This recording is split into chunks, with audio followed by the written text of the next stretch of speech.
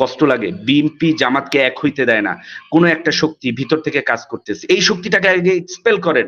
Boycott India campaign এবং এই সংগ্রাম যদি সফল করতে হয়, তাহলে জামাত বিএনপিকে এক হইতে হবে। আর এই বিএনপি এক হচ্ছে, এটা একমাত্র মুক্তির পথ।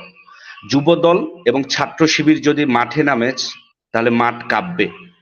যে ইনশাআল্লাহ আমার দেশটাকে সম্ভবত আবার আমরা সম্মিলিতভাবে এই দেশের শত্রুদের কাছ থেকে ইনশাআল্লাহ আমরা রাজপথে আবার ফিরিয়ে আনতে সক্ষম হব।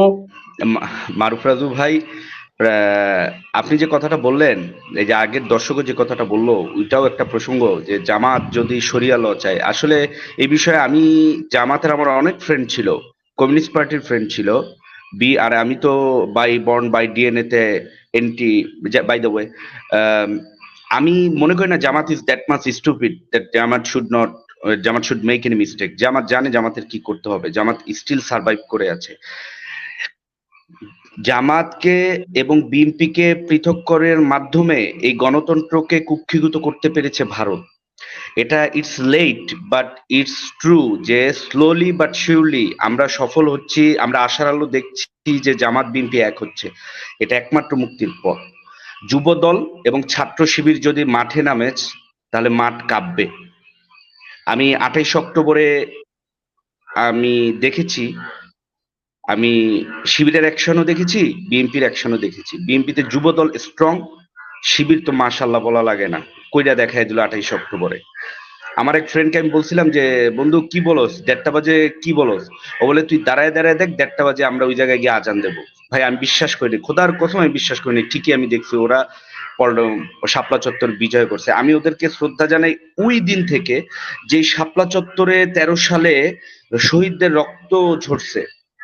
13 সালেও আমি ইসলাম ব্যাংক সেন্ট্রাল হসপিটালে চিকিৎসাধীন থাকার কারণে আমি দেখতে পাইছি কিভাবে মারা হয়েছে। ওই শহীদের রক্তের জায়গায় জামাত জয় করছে। এই হিন্দুত্ববাদের আধিপত্যের মধ্য দিয়েও সেই জায়গায় নারায়ে তাকবীর স্লোগান দিছে, সেটাকে জয় করছে। জামাতকে একটা উষ্ণ অভিবাদন, লাল সালাম শহীদ ফেলানি এবং আবরারের রক্তমাখা হাতে। দ্বিতীয় কথা হচ্ছে, জামাতের সাথে আমার ব্যক্তিগত কিছু বৈরিতা আছে, যেমন তারা কিছু জিনিস চাপায়া দেয়, ওইটা আমারও ভয়। যদি জামাত যদি আইসা বলে যে ইসলামী শরিয়া অনুসারে চলবে, কিন্তু আমি মনে করি জামাত এতটা স্টুপিড হবে না। এখন যে কথাটা বলি মারুফ ভাই, একটা কথা কি, যে India out campaign is going on very well. এখন এটাকে ডিট্রাক্ট করা হচ্ছে। আমি আপনাকে একটা চ্যালেঞ্জ করে কথা বলি, আজ পর্যন্ত কিন্তু কোনো ইন্ডিয়ান ফ্যাক্টরিতে আগুন লাগে নাই। আপনার আমাদের যশোরে আছে টাটার ফ্যাক্টরি, আপনার যশোরে আছে হিরোর ফ্যাক্টরি, ময়মনসিংহ ভালুকায় আছে বাজাজের ফ্যাক্টরি, টঙ্গী টঙ্গীতে আছে আপনার হচ্ছে টিভিএস এর ফ্যাক্টরি। একটা ফ্যাক্টরিতে আগুন লাগে না। ইন্ডিয়ার কোনো মালিকানাধীন পণ্যে ফ্যাক্টরিতে আগুন লাগে নাই। ইন্ডিয়ার শাহালিল মার্কেটে আগুন লাগে না, যেখানে ভারতীয় পণ্য বেচা হয়। ডোন্ট ইউ আন্ডারস্ট্যান্ড যে ওই 73-74-এ দাদারা এরকম অগ্নিসংযোগ করতো? আপনার কি মনে হয় না এটা রয়ের কাজ? এবং আমি, আপনার কি মনে হয় সেটা আমি জানি না, বাট আমি চ্যালেঞ্জ করে বলতেছি ভারতের কোনো ইন্ডাস্ট্রি ক্ষতিগ্রস্ত হবে না, আঘাত লাগবে না। ভাই মারুফ ভাই জানেন, কষ্ট লাগে। বিএনপি জামাতকে এক হইতে দেয় না, কোনো একটা শক্তি ভিতর থেকে কাজ করতেছে। এই শক্তিটাকে আগে এক্সপেল করেন। Time has come, enough is enough. এরাই ভারতের সবচেয়ে বড় অ্যাসেট। এদেরকে পাছায় লাথি দিয়ে দল থেকে বের করেন, সে যেই দলেরই হোক, জামাতের হোক, বিএনপির হোক, বা 22 দলের হোক, যে দলের হোক, এদের পাছায় লাথি দিয়ে বের করেন যে কোনো দল থেকে। তাইলে বিএনপি জামাত শুধু এক হইলে লাগবে, 12 দল লাগবে না ভাই, কাউকে লাগবে না, রাজপথ গরম হয়ে যাবে। আমরা চাই এই ভারতীয় আধিপত্যবাদ যদি নির্মূল করতে হয়, বয়কট ইন্ডিয়া ক্যাম্পেইন এবং এই সংগ্রাম যদি সফল করতে হয়, তাহলে জামাত বিএনপিকে এক হইতে হবে। আর এই সংগ্রামে যদি ব্যর্থ হই, তাহলে আমরা we are gonna be next Sikkim, next Hyderabad, next Kashmir. মা বোনের ইজ্জত গণধর্ষণের শিকার হবে। অতএব বাঁচার জন্য অন্তত এখন সকল অভিমান ভুলে বিএনপি জামাতকে এক হতে হবে। একটা কথা বলে যাই লাস্টে, আজকে মঈনুদ্দিন ফখরুদ্দিনের সবচেয়ে বড় পেইন আমরা জাতি বহন করতেছি শুধু একটা ভুলের কারণে।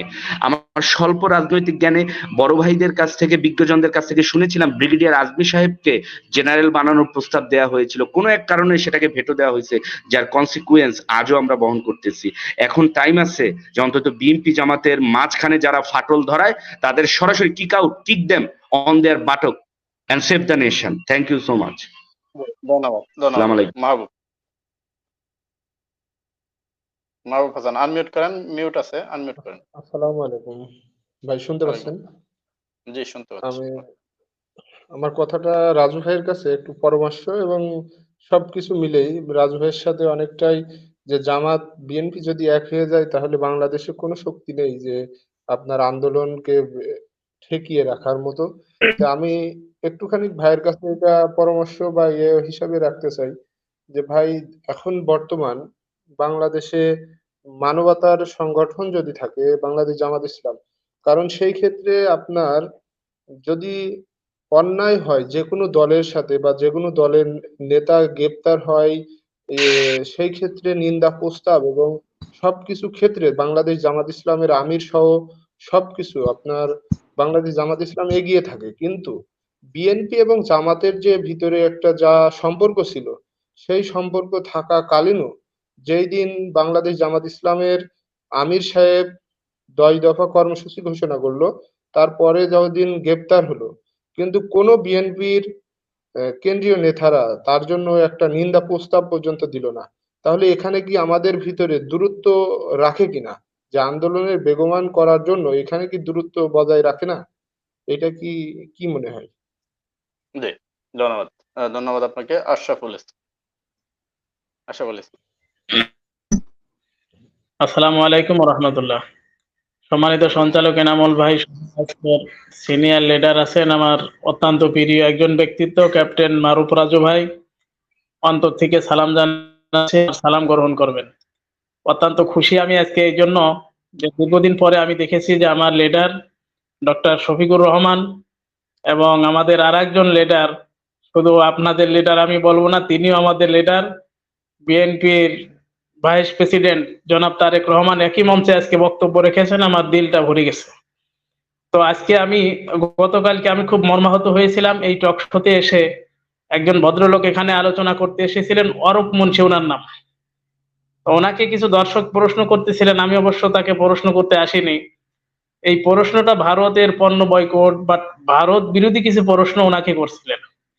প্রশ্নের উত্তর উনি না দিয়ে এই সমস্ত দেশপ্রেমিক জনগণকে উনি রাজাকারের বাচ্চা বলে উনি গালি দিচ্ছিলেন। তখন আমি মর্মাহত হলাম এবং আমি শিওর হয়ে গেলাম জনগণ যেটি বলছে যে আওয়ামী লীগ সরকার ভারতের কাছে আমাদের রাষ্ট্রটাকে বিক্রি করে দিয়েছে। আমি কনফার্ম হয়ে গেলাম যে 85% অথবা 90% তারা ভারতের কাছে আমার দেশটাকে দিয়ে দিয়েছে। মর্মাহত হলাম এই ভেবে যে হারে আমার সোনার দেশ, তারা এইভাবে বিক্রি করে দিল। প্রশ্ন করেন একটু। প্রশ্নটা এখন আজকে যখন দুই লিডারকে একই মঞ্চে বক্তব্য করতে দেখলাম, তখন আমি আশার একটা আলো দেখতে পেলাম যে ইনশাআল্লাহ আমার দেশটাকে সম্ভবত আবার আমরা সম্মিলিতভাবে এই দেশের শত্রুদের কাছ থেকে ইনশাআল্লাহ আমরা রাজপথে আবার ফিরিয়ে আনতে সক্ষম হব।